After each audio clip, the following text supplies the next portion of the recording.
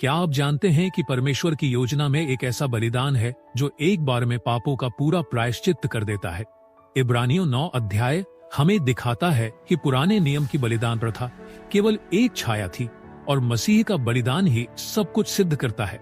आइए इस रहस्य को जानें। इब्रानियों 9 हमें याद दिलाता है कि पुराने समय में याजक और महायाजक एक तंबू में सेवा करते थे। यह तंबू दीवट और मेज से लेकर पवित्र स्थान और परम पवित्र स्थान तक केवल प्रतीक थे, परंतु मसीह हमारा महायाजक किसी भी पृथ्वी पर बने पवित्र स्थान में नहीं, परंतु स्वर्ग में ही हमारे लिए प्रवेश कर गया। वह अपने ही लहू के द्वारा एक बार ही बलिदान हुआ ताकि हम सबको अनंत छुटकारा मिले।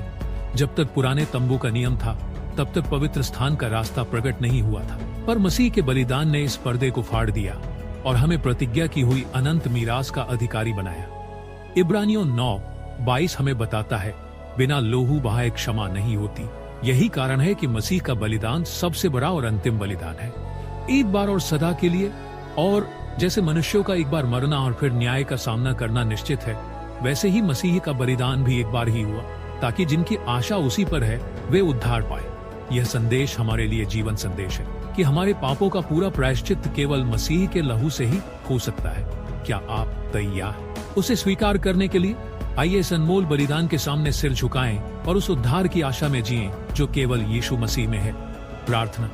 हे प्रेमी परमेश्वर, हम तुझे धन्यवाद देते हैं कि तूने अपने पुत्र यीशु मसीह को भेजा, जो हमारा महायाजक और उद्धारकर्ता बना। हम इस बात को स्वीकार करते हैं कि हमारे पापों का प्रायश्चित्त केवल मसीह के बलिदान से ही संभव है। हे प्रभु, हमारे मन को खोल कि हम सच्चे मन से तेरा अनमोल बलिदान समझें और उसे अपने जीवन में स्वीकार करें। हमें विश्वास दे कि हम तेरे अनंत मीरास के अधिकारी हैं और इस नई वाचा में चल सके।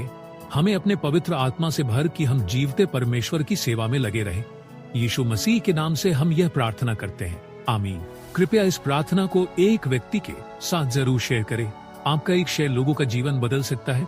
धन्यवाद।